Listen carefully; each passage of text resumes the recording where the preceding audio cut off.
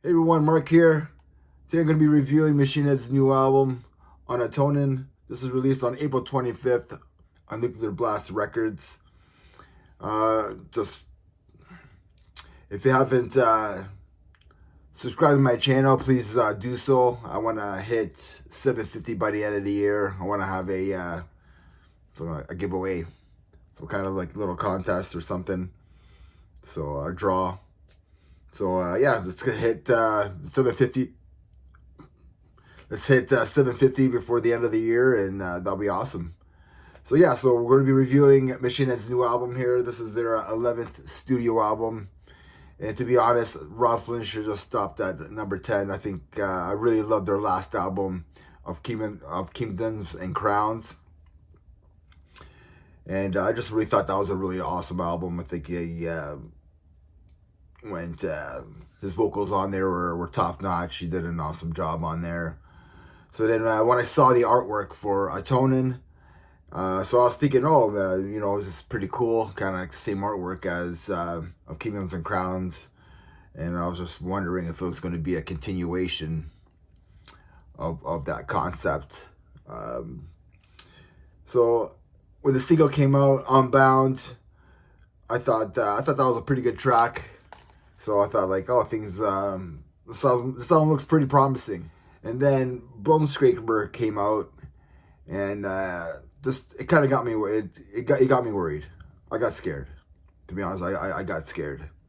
So let's go to the album. Let's go kind of like almost like track by track, I guess you could say.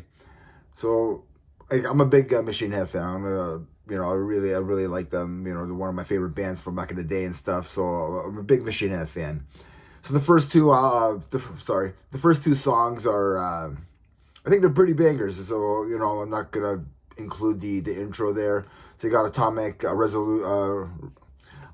Revelation, and you got Unbound, which I kind of talked about before. Those two songs are really good. They're bangers. Then now you get Outsider, which has like a new metal bounce to it, and in a big chorus. This album is full of like big choruses, really poppy choruses in a lot of these songs, and it kind of like turns me off. So Outsider has that big chorus, new metal riffing bounce to it, and then we go to like not long for the world, and like it's a soft song. So I didn't really care for that song very much. And then These Scars Won't Define Us is another heavy track, with a good chorus. I thought that song was like pretty good. So, and then this is where like the album kind of takes like a turn. So I was like okay with those like for that first half of the album there. And then we go to the Bone Scraper, and this is where like it's kind of weird, kind of like industrial new metal. I don't know what's really going on. And then like the cringiness starts with Addicted to Pain. It's just really cringy. It just reminds me of material, like new metal material that came out like 30 years ago, like in the late 90s, where every band was like new metal and everybody was telling everybody to shut the fuck up, or to jump, or like you piss me off, like just really cringy stuff, like teenage, like you're pissed off at the world. And, this is what Roughlin did. He just started spitting out some garbage.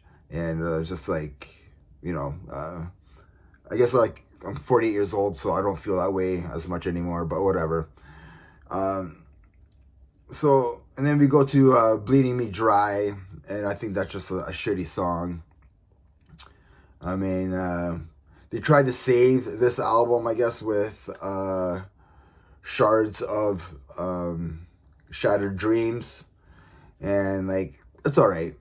It's a good track, but I think I don't know. Should just put that in the beginning, and then we have Scorn, which is like a piano ballad with some stuff going on. I kind of ignored it by that time. I try to go back to a few songs, but it's just like there's no saving. The best part of this whole album is the artwork. I think the artwork is pretty killer. you know, I just think this album is kind of weird with some like, it's a weird album with some like heavy new metal riffs and like big choruses. I'll give this album a 5 out of 10.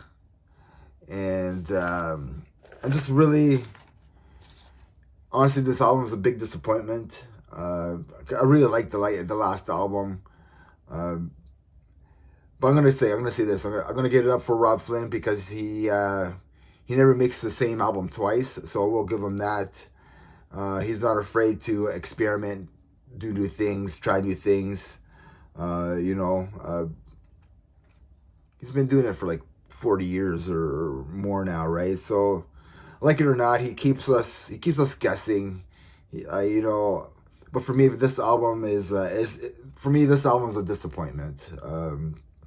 You know, will I go back to it? I might go back to it, try it again, but I'll probably give it a week or so, see how I feel. I'm just not really into it. There's a lot of good material that came out in April, a lot of great albums that came out, and this album really fell short to me.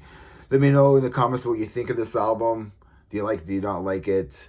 Please like and subscribe to my channel. I want to hit 750. Let's get this going. Let's get the subscriptions going again.